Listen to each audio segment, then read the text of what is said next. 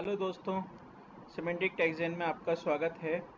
इस वीडियो में हम अपना डिस्कस करने वाले हैं कि हमें डीपीटी 3 उन ट्रांजैक्शनों के लिए जो कि डिपॉजिट की परिभाषा में कवर नहीं होते हैं, उनको हम किस तरह से भरने वाले हैं। इस वीडियो में हम लाइव डेमो के जरिए समझेंगे। डीपीटी 3 रिटर्न ऑफ डिपॉजिट ये एक डायनामिक फॉर्म है। डायनामिक फॉर्म का मतलब होता है कि जहाँ पर चेंज होता है एक ऑप्शन को सिलेक्ट करने से। यहाँ पर थर्ड नंबर में पर्पस ऑफ द फॉर्म में आपको यहाँ पर 4 ऑप्शन दिए हुए हैं। One time return, return of deposit, particular of transaction by company not considered as deposit and return of deposit particular of transaction. तो ये एक सबसे इम्पॉर्टेंट पार्ट है, पहले इसको समझते हैं। पर्पस ऑफ द फॉर्म में one time.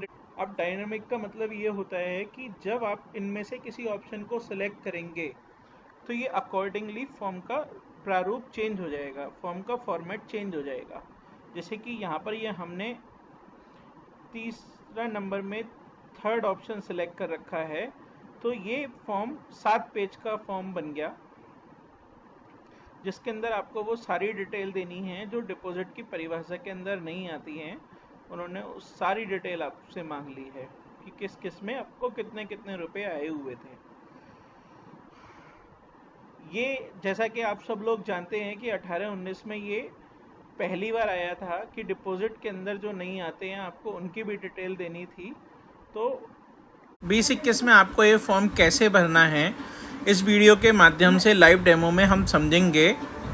Corporate identity number यहाँ पर अपना सिन नंबर डालेंगे, प्रीफिल करेंगे। प्रीफिल करने के बाद दूसरा number name of the company, registered office address और ईमेल आईडी, ये ऑटो फिल हो जाएगा जो भी आपकी कंपनीज की डिटेल होगा।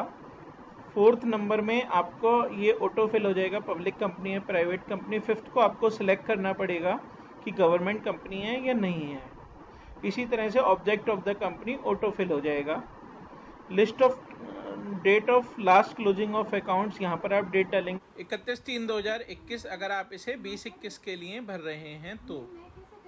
Net worth as per the latest audited balance sheet preceding the date of return. तो इसमें ये समझने वाली बात है कि आपसे मांग रहा है कि जो नेटवर्थ देनी है वो देनी है आपकी जो बैलेंस शीट ऑलरेडी फाइल हो चुकी है। तो अगर 31 मार्च 2021 के बाद को फॉर्म को भर रहे हैं 20-21 के लिए, तो आपको ये देखना है कि आपकी 20-21 की बैलेंस शीट अभी फाइल हुई है, ऑडिटेड हुई है या नहीं हुई है। अगर हो गई है तो 20-21 का डालेंगे, अदरवाइज़ 19-20 का आप इसमें नेटवर्थ की फिगर को डाल देंगे। लॉस बैलेंस, तो यहाँ से बैलेंस शीट से फिगरें ढूंढना और इसमें डाल देना। ये हो गया आपका 8th नंबर कॉलम।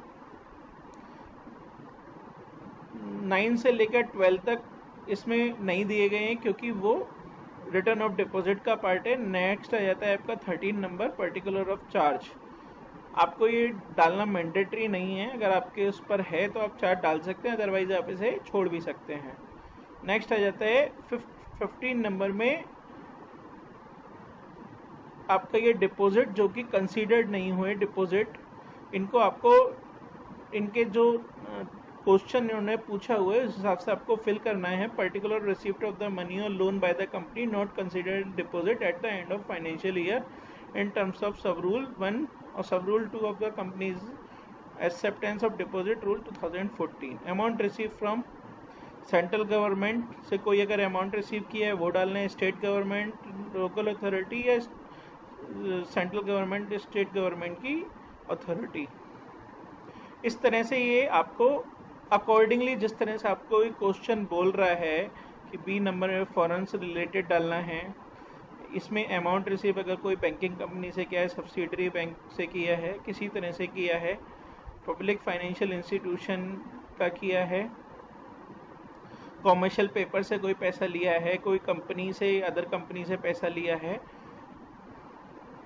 कोई आपने सिक्योरिटीज़ अलॉटमेंट से पैसा आपको आया है जो कि अभी एप्लीकेशन मनी के रूप में रखा हुआ है, उससे कोई पैसा आया हुआ है, कोई डायरेक्टर से पैसा लिया गया है या डायरेक्टर के रिलेटिव से लिया गया है, कोई डिवेंचर बॉन्ड को इशू करके आया है, या और किसी अन्य तरह से जिस तरह से ये आपको पूछेगा आपको उस तरह से ये डिटेल डालते चला जाना है। ये एक एक्स्ट्रा निगरानी रखने के लिए आपको ये फॉर्म में डिटेल मांग रहा है कि कोई भी ऐसी चीज़ ना हो जो कल को डिपॉजिट बन सकती हो। जैसे कि अगर 365 दिन के लिए आपने किसी से लोन लिया था, तो 365 दिन के लिए वो रिवर्स हो जाना चाहिए, अदरवाइज वो डिपॉजिट के डेफिनेशन में आ जाता है। तो इसको आपको काफ़ी ध्यान रखना है कि आप डिपॉजिट की डेफिनेशन को अच्छे से आपने अपने दिमाग में रखना है और उसको फॉलो करना है। अगर नहीं करेंगे तो वो आपका इनकम ट्रीट हो जाएगा और डिपॉजिट बन जाएगा। तो इनके पास इस फॉर्म के जरिए आपकी सारी इंफॉर्मेशन चली गई। As soon as the 365 days expire, it will become the deposit, अगर वो उसको रिटर्न नहीं करते हैं। तो ये चीज़ें थोड़ा सा पहले की मुकाबले आपको ज़्यादा ध्यान रखना पड़ेगा, ज़्यादा दिमाग में रखना पड़ेगा। क्रेडिट रेटिंग अगर कोई कराई है तो। बाकी इसमें ऑडिटर सर्टिफिकेट मैंडेटरी नहीं होता है DPT3 के लिए।